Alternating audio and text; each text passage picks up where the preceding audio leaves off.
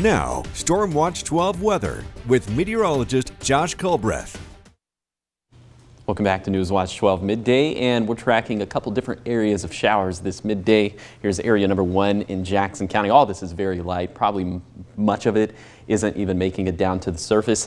And then this area in Mount Shasta City, and some of these are a little bit heavier than what we're looking at in Jackson County. So we could see a bit of a rain-snow mix for this midday down in south central Siskiyou County, but we have a couple different waves to deal with that are going to be much more significant over the next 48 to 72 hours. So let's go ahead and track that with Stormcast. So by the time we get to the peak of daytime heating, 3, 4, 5 p.m., that's when we're going to see more of these showers popping up across the map. And this will be a mixture of rain and snow, with snow levels are going to be right around 5,000 feet a little bit later today. So this will continue on into the overnight hours. You can see by the time we get to midnight, still the radar is going to be pretty active, but it's going to be much more active into tomorrow morning. Now, the latest iteration of Stormcast has slowed down the arrival of the storm system just a little bit.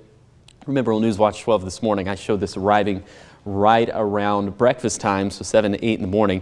Now it's looking like it's going to be 10, 11 in the morning when it arrives along the coast, and then it'll spread inland after that. And so we're going to deal with this pretty heavy round of snow all throughout the day, working from the west to the east. And then there are going to be some more snow showers left over behind that. And this is when snow levels are going to start to really descend. They're going to drop a lot throughout the day on Thursday, but especially Thursday night into Friday morning. We could be left over with some snow showers, even in the Rogue Valley. More on those snow levels in a second. But first, some of these water totals we're expecting through Thursday night. So remember, this storm system is primarily going to impact us on both Thursday and Friday. So this is not a complete picture of what's going to happen over both of those days, but it's a good indication.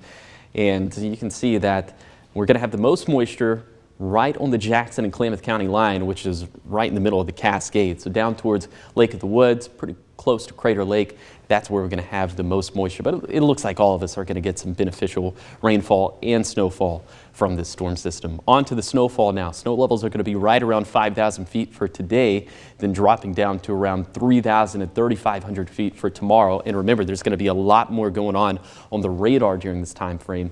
And then as we head into Friday morning, that's when snow levels get low enough for there to be some snow even reaching the Rogue Valley floor. So here are some of these snowfall projections through Thursday night. So also, this is not a complete picture of what we're going to see for Thursday and Friday, but a good indication.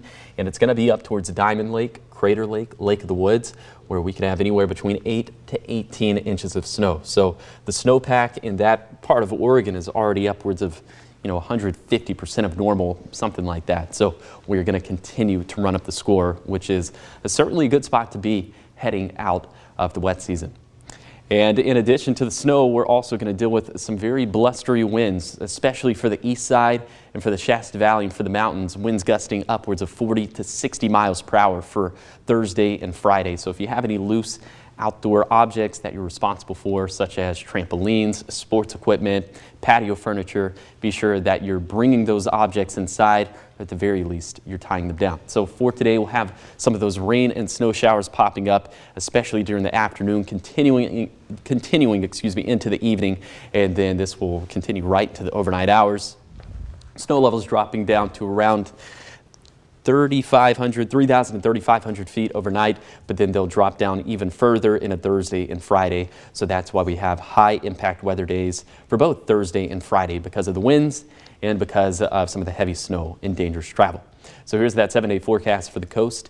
Temperatures in the 40s and 50s and plenty of rain over the next 7 days. For Siskiyou County, winds will start to pick up as we head into Thursday. Also, that's when the snow is going to start to become a lot more widespread. So we could potentially have some whiteout conditions where we see the combination of the winds and the snow. So the east side could certainly see that. Remember, winds could gust upwards of 50 to 60 miles per hour for the east side. But I think the Cascades and Siskiyous are going to see some of the worst travel conditions, as of course we're going to have feet of snow falling up in some of those highest elevations. And the winds there could gust between 40 to 50 miles per hour.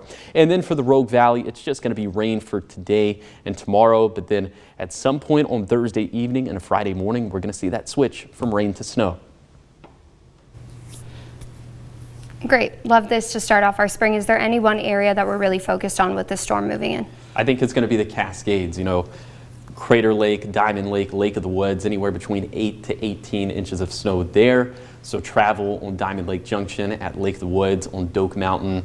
Those areas are going to be a pretty rough go of it. So if you have to travel that way, have quick maps ready to go, have trip check ready to go, and have the snow chains and the winter safety kit. All that ready to go. All the things. Okay. Yep. Thank you, Josh. Of course.